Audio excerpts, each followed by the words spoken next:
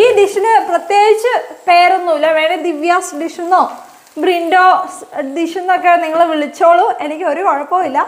അപ്പം ഇത് ഈ തക്കാളിയുടെ ഒരു പച്ച ചൊവ അങ്ങ് മാറട്ടെ, നമുക്ക് ഇളക്കി കൊടുക്കാം. ഏണ്ട് പൊളിയല്ലേ?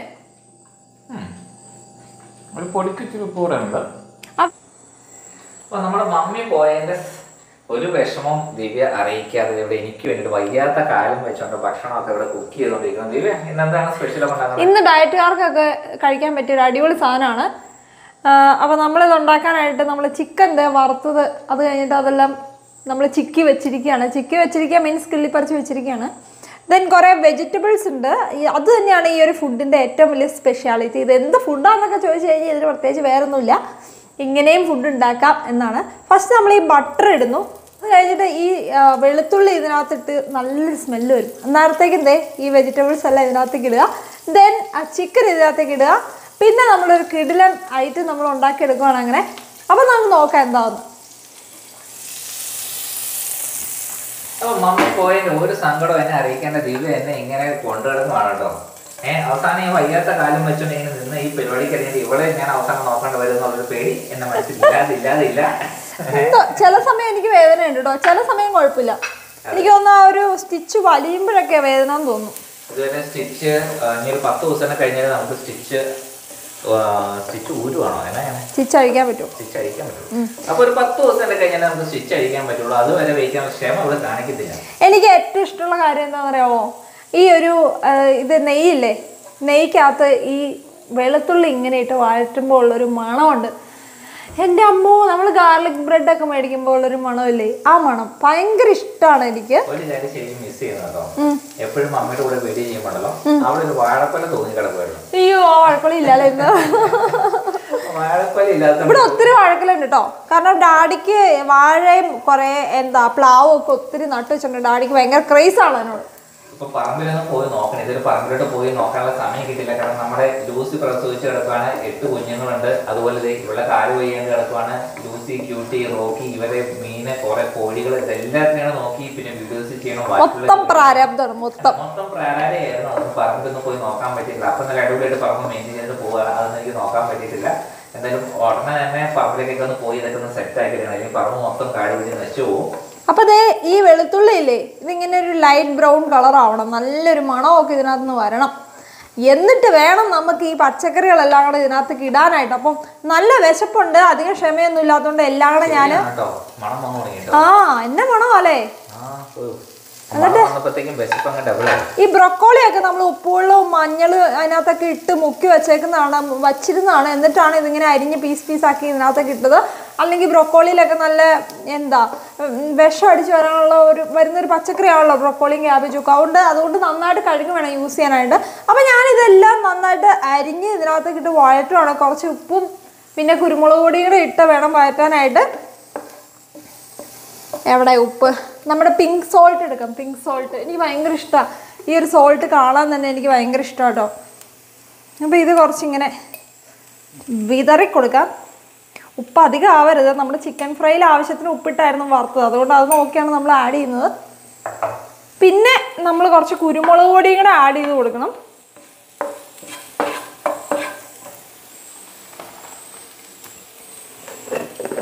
ലേശം കുരുമുളക് പൊടി മതി.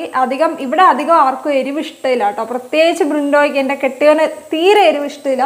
അതുകൊണ്ട് വളരെ ശ്രദ്ധിച്ച്, എന്നിട്ട് ഞാൻ അത്യാവശ്യം തട്ടിയിട്ടുണ്ട് കേട്ടോ ഇതിനകത്ത്. എനിക്ക് കുരുമുളക് ഇഷ്ടമാണ്. അതെ, സൈക്കോളജിക്കൽ മൂവ്. അപ്പോൾ ഇതിങ്ങനെ വഴന്ന് വരട്ടെ നല്ലോണം. അധികം വേവിക്കണ്ട, കാരണം ഇതിൻ്റെ പച്ചക്കറികളുടെ ഗുണമൊക്കെ പോവില്ലേ. അപ്പം ജസ്റ്റ് സിമ്മേലിട്ട് കുറച്ച് നേരം ഇങ്ങനെ ഇളക്കിക്കൊണ്ടിരിക്കാം. അപ്പം അതെ, ഒരു പ്രത്യേക രീതിയിലുള്ള ഇളക്കാണ്. എനിക്ക് അങ്ങനെ ഇളക്കാനൊന്നും അറിയില്ല കേട്ടോ. എല്ലാം മിക്സായി കിട്ടൂലേ. വെറുതെ അറിയാൻ മേലാത്ത പണി ചെയ്യണ്ടല്ലോ എന്ന് ഓർത്താ ഞാൻ അനങ്ങായിരുന്നേ.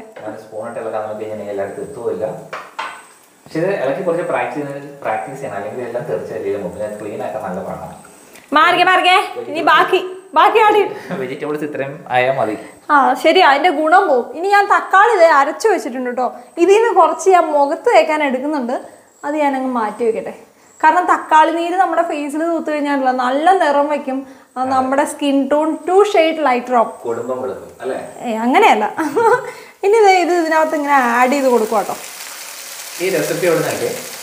ഈ റെസിപ്പി ഞാൻ കുറേ പേരുടെ റെസിപ്പി ഉണ്ട്, അതിൽ നിന്ന് എല്ലാം കൂടെ അടിച്ചു മാറ്റിയതാണ്.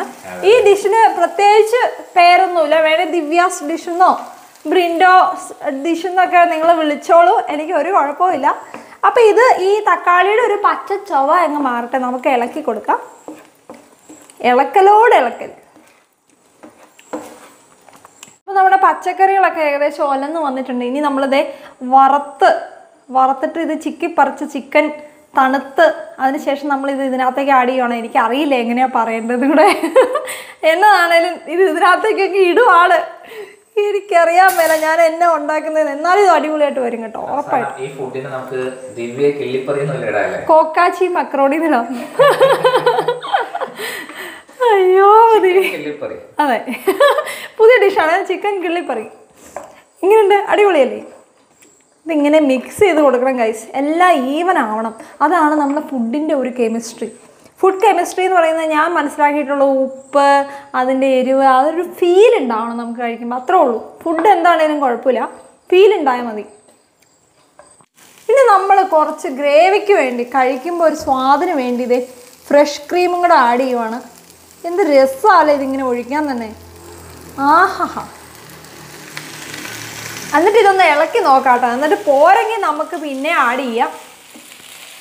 നമ്മൾ ഈ ഗ്രിൽഡ് ചിക്കൻ ഒക്കെ കഴിക്കാനായിട്ട് പല സ്ഥലത്തും പോവില്ലേ, അന്നേരം പല സലാഡ് അത് ഇത് എന്നൊക്കെ പറഞ്ഞ് നമ്മൾ കഴിക്കുന്ന സാധനം തന്നെ അടിപൊളിയായിട്ടില്ലേ? നമുക്ക് വീട്ടിലുണ്ടാക്കിയെടുക്കാവുന്നേ ഉള്ളൂ എന്ന് ഇതൊക്കെ.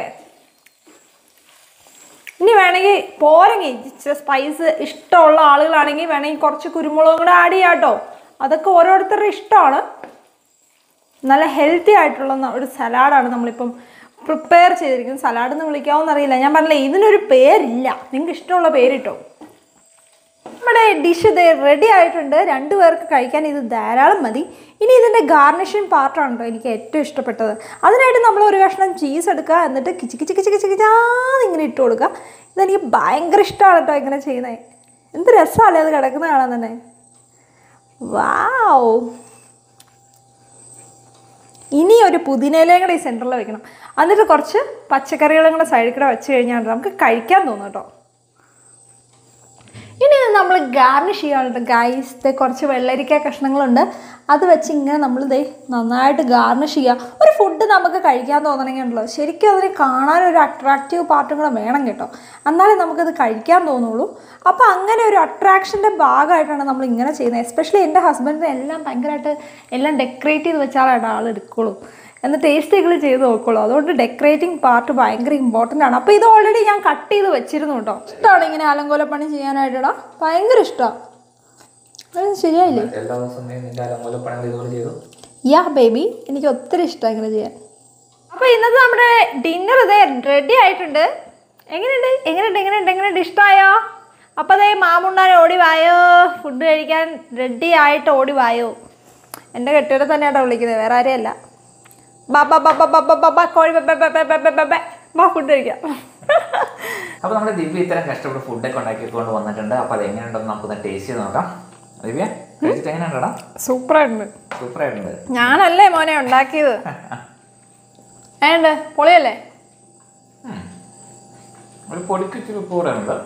അത് ലാസ്റ്റ് നോക്കി ഉപ്പില്ലാന്ന് വിചാരിച്ചു കുറച്ച് ഉപ്പ് തട്ടി.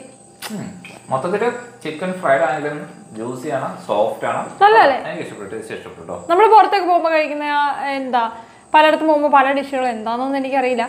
അങ്ങനത്തെ ഒരു ടേസ്റ്റ് ഗ്രില്ലൊക്കെ ചെയ്യുന്ന പോലെ കൊള്ളാം, അടിപൊളി സംഭവം, സൂപ്പറായിട്ട്. ഇപ്പൊ നന്നായിട്ട് വെച്ചിട്ടുണ്ട്. ഇതൊക്കെ ഭക്ഷണം കഴിക്കട്ടെ. അപ്പൊ ക്യാമറ ഓഫ് ചെയ്തോ, നമുക്ക് കഴിക്കാം.